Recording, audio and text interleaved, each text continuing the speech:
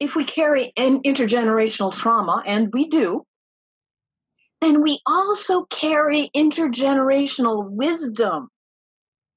By maintaining a relationship with our ancestral wisdom, we can build a truly peaceful world for future generations. We can do this, folks. We can do this. And let me also share for our opening words, the words of Terrence Floyd, the brother of George Floyd. As the fighting was going on, the rioting was going on, Terrence said, "This will not bring George back.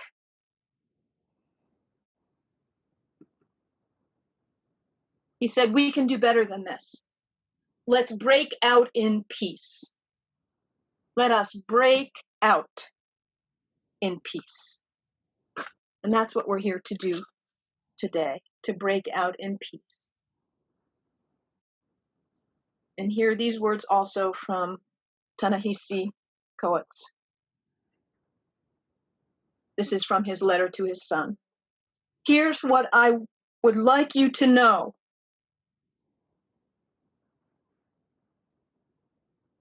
In America, it's a tradition to destroy the Black body. It's a heritage." The words of Ta-Nehisi Coates. And back to Terrence Floyd's words. We can do better than this, folks. Let us break out in peace. So Sharon, the bell, please.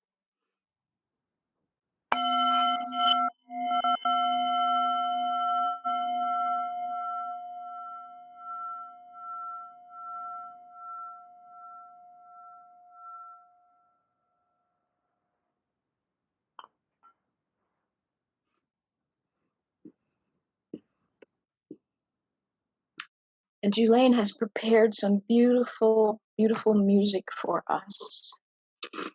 Some of you may remember the music of Holly Near. Some of us sang Holly Near in our protests when we were younger. So we're going to do a switch. We had thought we'd end with Holly Near, but we decided we're going to start with Holly Near. So Deb, if you could put the words up on the screen. Some of us will remember this from back in the day. It's called I Am Willing by Holly Near. So you are welcome to sing along. I Am Willing. Thank you so much. Well, I have a kid's story. So there you are. Hey, hi everybody. I see CJ and who else is there? A bunch of, yeah, all of Dallas is wonderful, wonderful kids. So here's my story. I was out running the other day and I saw a bird that I almost never see. And I'll show you what that bird looks like. It is so beautiful. You're not going to believe it. It's a really gorgeous bird. I showed you it earlier. It's called a cedar waxwing.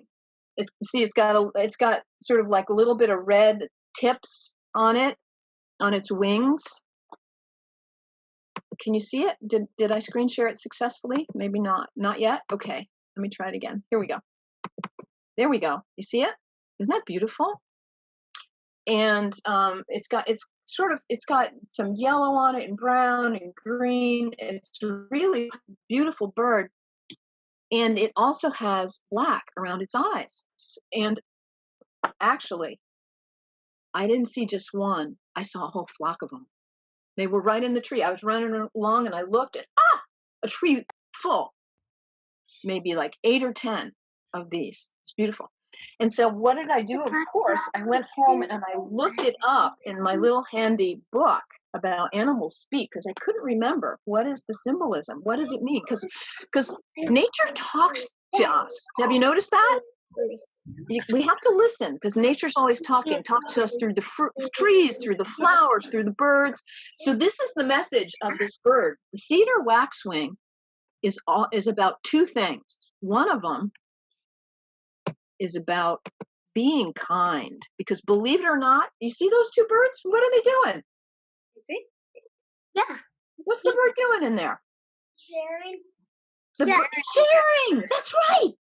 Cedar waxwings share. They're very, very kind. I've never seen two birds do that before. Usually they just, I got my thing and you get your own.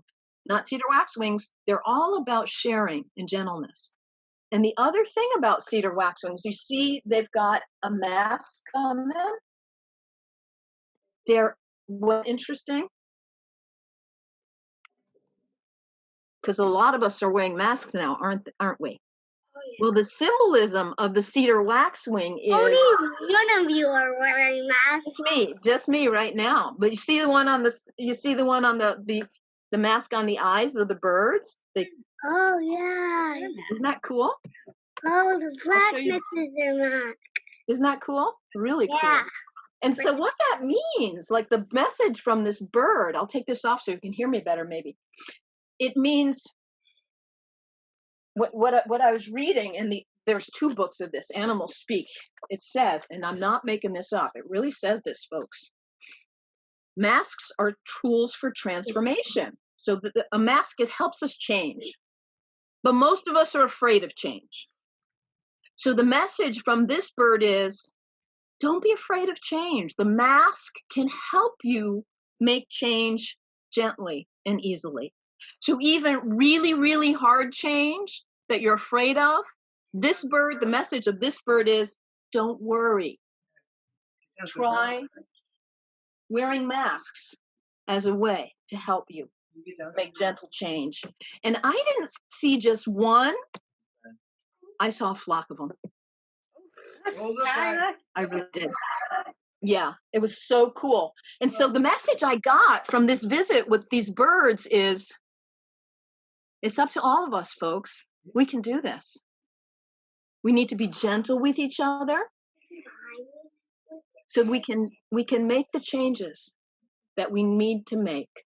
And we can do it. And we can use the power of masks, trying on different ways of being. We had old ways of being, different ways of being, try them on to help us change gracefully, easily, without fear. So I am so glad I went out for a run that day and got that visit with these birds that give us a message that's spot on for right now. Nature's talking to you all the time around you. You have to open our eyes. Open our eyes. A lot of bird watching. You all do? You love bird watching? Yeah, I think that any other people bird watchers on here? We got lots of bird watchers on here. So I hope you get visited by a cedar waxwing or some other bird that has a message for you. If you don't have this yet, check it out. It helps you understand the messages that birds and other animals are giving you. All right, great. So let's say the affirmation together, okay? So Deb, can you put that up for us? We're gonna read this together and then yeah. So Dallas, I'm so glad you're here, dear heart. I'm gonna mute you, or you want to do it? Okay, so we can all, yeah, great. So we're gonna say the affirmation together. What are we here for, folks? What's it all about? Down at the bottom of the screen there, you see that? Love is the doctrine of this church. The quest for truth is its sacrament, and service is its prayer. To dwell together in peace, to seek knowledge and freedom, to serve the needs of all beings, to the end that all shall grow into harmony with the divine. Thus do we covenant with each other and with the source of our being. So have you had a rough week? Anybody having a rough week? I see some yeses. It's been hard, huh? Yeah. I am so glad that each of you decided to be here today. We have been on a sacred journey together. We started this upper Zoom room, this Zoom experience 3 months ago in response to the crisis of the pandemic. And we find ourselves now in the midst of more crises. The economic challenges, the health challenges, the pandemic, the killing of George Floyd, which has rightfully ignited rage across our country and beyond, the constitutional crisis, as police and those who are meant to protect us are turning against peaceful protesters. All of this, all of this. So here we are in this sacred space, holding together.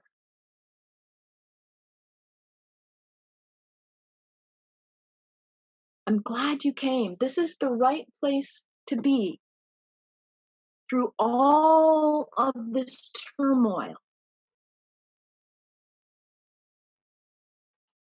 to cultivate a message of hope. How can we change? It hurts so much. If you're hurting, if you've cried this week, if you've been in despair, if you've been upset, in a way, I'm glad, because it means you're awake, you are alive. It hurts so much because what's going on is so far from what we know is good and right and true. We know the world we long for, a just world, a beautiful world, a sustainable world, a compassionate world. This is the goodness, the rightness that in our hearts we long for. And what we see transpiring on so many levels globally is so far from that. It hurts. But there's way more to it than that, folks. Don't get lost in a spiraling, rolling fear or despair. One of my favorite quotes is from Dorothy Day. Dorothy Day, who was a great, great Catholic worker. She says, how did she say it exactly? There's no time. I had it in front of me and I've lost it. She says, there's no time for despair. There's too much work that needs to be done. Something like that. So we are here to be together, to lift ourselves up to a larger version, to reconnect with that beautiful world that we want. And the truth is, we are making it together. That's our job, to make this beautiful world together. So Lynn, you have a really wonderful song for us. Yeah. As we think about this world that we are co-creating, a world of justice, a world of beauty, a world of compassion, a sustainable world, it's up to each of us to get ready to do our part for it. So Lynn, go ahead, share your song with us. Well, normally this would be our flower communion. And we're doing a very, very different flower communion this year because it's a very different year, isn't it? Is anything ordinary? The ordinary part is the flowers are still blooming. Mm-hmm. The natural world is still churning. The natural world is actually doing better because of our reduced interference in it. Yeah, we've got flowers everywhere. See flowers all on the screen.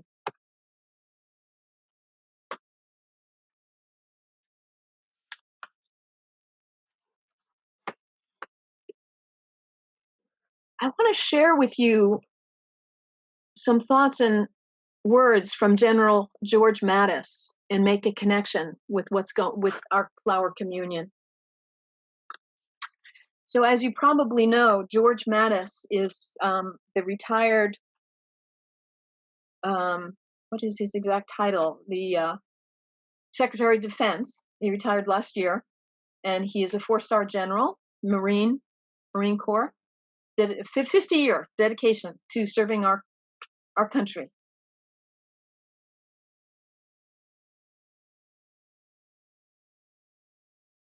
He says this: I have watched this week's unfolding events, angry and appalled. The words equal justice under law are carved in the pediment of the U.S. Supreme Court. This is precisely what protesters are rightly demanding. It is a wholesome and unifying demand, one that all of us should be able to get behind. We must not be distracted by a small number of lawbreakers. The protests are defined by tens of thousands of people of conscience who are insisting we must live up to our values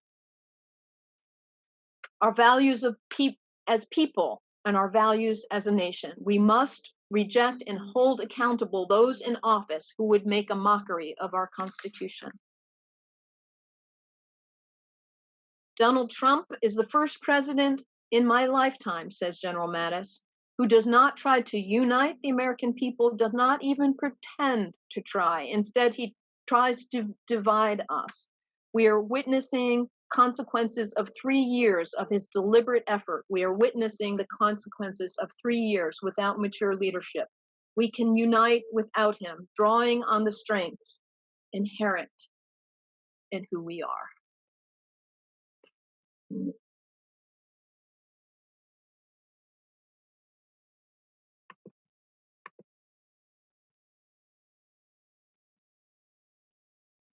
And this is also from General Mattis.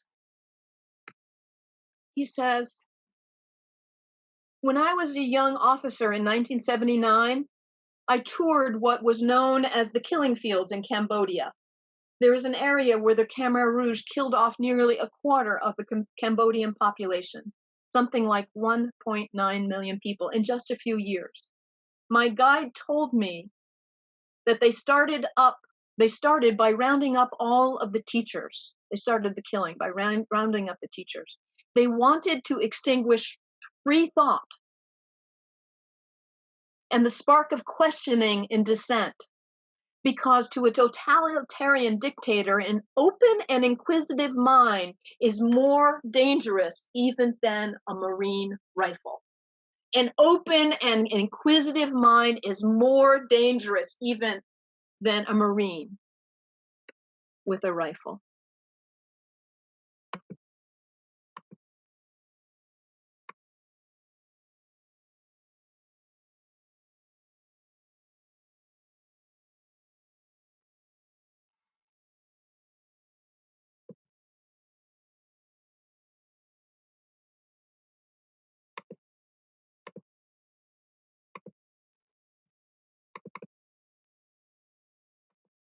An open and inquisitive mind is more dangerous even than a Marine with a rifle. And some of you may remember this image from back in the time of the Vietnam War. It was called Flower Power, when young protesters started placing flowers in the barrels of the guns of the military who surrounded them.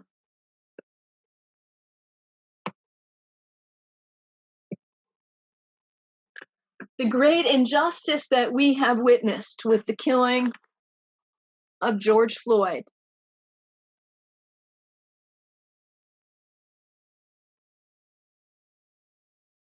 a man whose only sin was he was born into a black body. This injustice has lit a fire within so many of us. Enough, enough, enough. We can do better than this, to quote George's brother Terrence.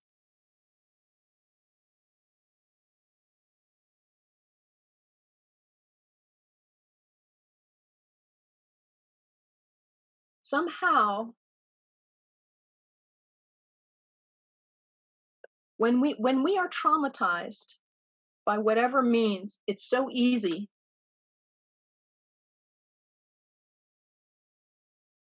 to numb out.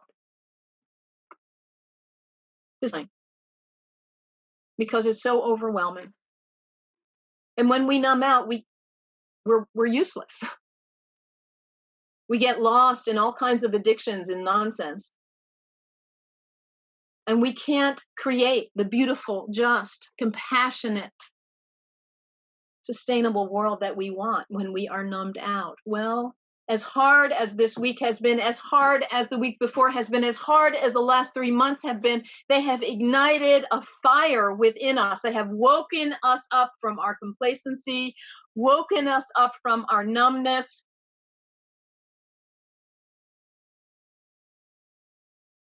We can do better than this. And I want to make the connection with this flower communion. Norbert Chupik, who started the flower communion, it was in Czechoslovakia in the 1940s. In what was happening there, he had gone through World War I, and the people were traumatized and harmed so greatly by that experience. And to try to bring the people together again and create a sense of community and hope, he started what we call now the flower communion. And when Nazism arose in Europe,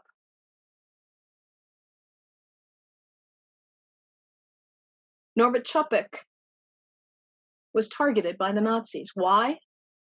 Because he was the kind of person that General Mattis was talking about. He encouraged an open mind. He encouraged people to question. He encouraged the inherent worth and value, dignity, the value of every single person, no matter what color their skin is, no matter what nation they were in, no matter what size, no matter anything. Norbert Chupik believed in the inherent worth and dignity of every person. And that was a dangerous thought. He believed people should think and be critical and be alive and awake and question. Those were dangerous things. So what happened to him? He was taken away. He went to Dachau. And he died in Dachau. And his wife brought this ceremony, the flower communion, to America, the United States. And it has spread, and throughout the country, people, Unitarian Universalists, participate in a flower communion. And this year it has even more meaning than ever, because what he was fighting against there, what he was standing up against there, we're in the midst of it right now. The threat of a totalitarian regime, the undermining of our Constitution, the blatant disregard of the human lives, such as George Floyd and so many other. If we tried to list them, we would be here all day and all night and all week and all month and all year. We will just hold up that one name of George Floyd as symbolic of all the others. And we will honor him as an individual whose only crime was that he was born into a body. And that, as Ta-Nehisi Coates says, we have a tradition in America of destroying Black bodies. So this, what may seem like, oh, a superficial little flower communion thing, no, it's actually very profound, folks.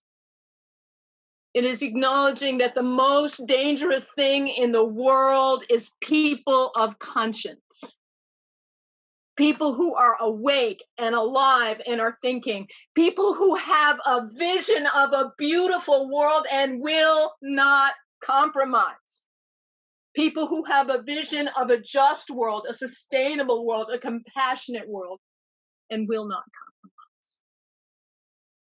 So each of us, this week, in these months, and perhaps our whole lives have been trying to find out, what's my way? How can I contribute? What can I possibly do? It seems so immense. You matter. You matter. Every person who wakes up is contagious. We see it happening right now, the power of people waking up. What can you do? In reading the autobiography of Martin Luther King, he was involved in the Southern Christian Leadership Conference. He was a founder. He was really crucial in that work. And they were all about legislative change and about nonviolent resistance against unjust policies and laws. That was their main focus. But King was also a member of another organization, and the name of it escapes me at the moment. He was on the board of another organization, and their thing was really about education. So not going out and protesting, but working on interactions between people to create opportunities for conversation. And King was criticized by people saying, why are you on that board? Why are you wasting your time? You should be in the streets. To heck with that board. And King said, this is a really big problem. We need as many pathways to solve it as possible. So I want to hold up King's life and his reflection on that to you, because there's not just one way. There are many ways. So what is the way for you? This morning, Olivia, our vocalist, who we'll hear in a few minutes, she's not with us because she's in Montpelier protesting. And so many of you were at the protest on Friday in Springfield. So for some of us, protesting is a natural expression. For some of us, it's not, either because we are afraid of, we have an immune problem and we don't want to be in groups right now, or it's just not the right way for us. That's okay. There's not one right way. There are many, many ways. What's the right way for you? For some people, it's art. Finding through art an expression of this beautiful, just world that we long for. Help create it through your art. What is it for you? Have you found it yet? Together, we can help each other find our way, not to resist and to create the beautiful, just, compassionate world that we long for. There are many possible ways.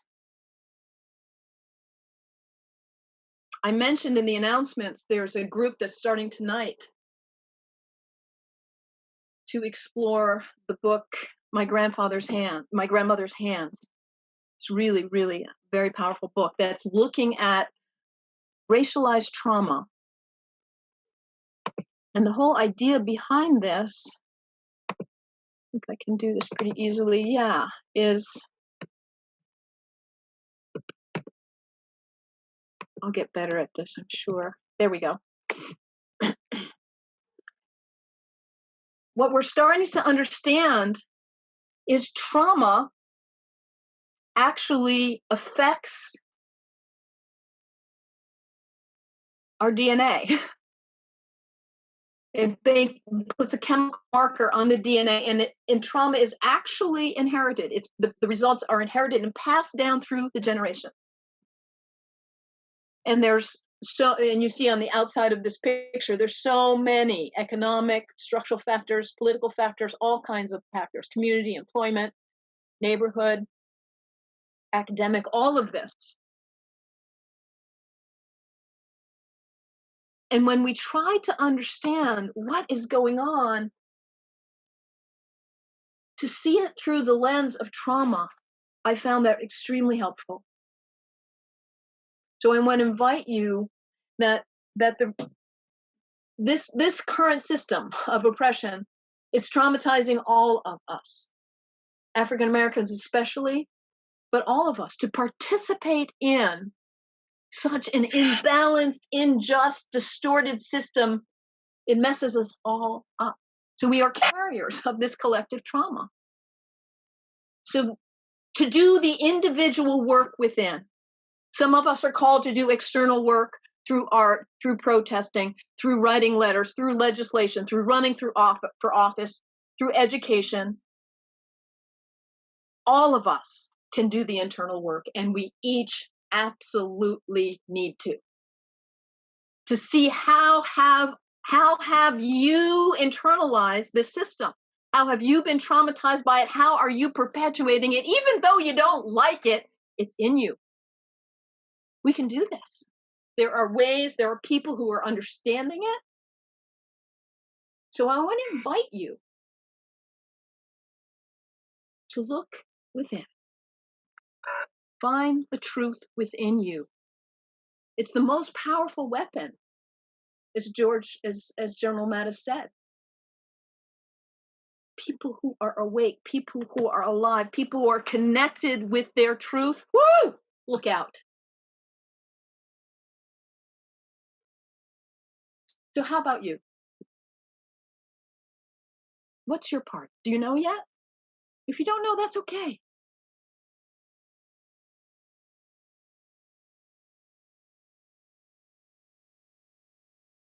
For our flower communion this year, what I want to do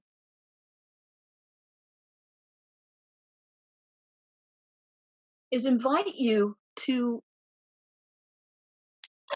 lift up your flower, hold your flower as a symbol of yourself.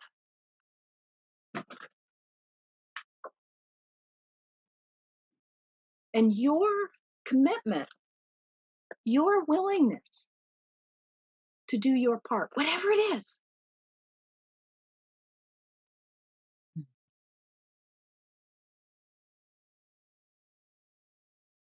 We who believe in freedom, we cannot rest until it comes. It's up to us, each of us individual. As Terrence Floyd said, we can do better than this, and we can. So what's your part externally in the world to go protest, to create? What is it? And what's your part to look within and face the ways that you have been traumatized and that you have continued? So Julaine and Olivia and Deb have prepared a beautiful, beautiful visual flower communion for us. So as we listen to this and observe this, I invite you to look within your own heart at your part.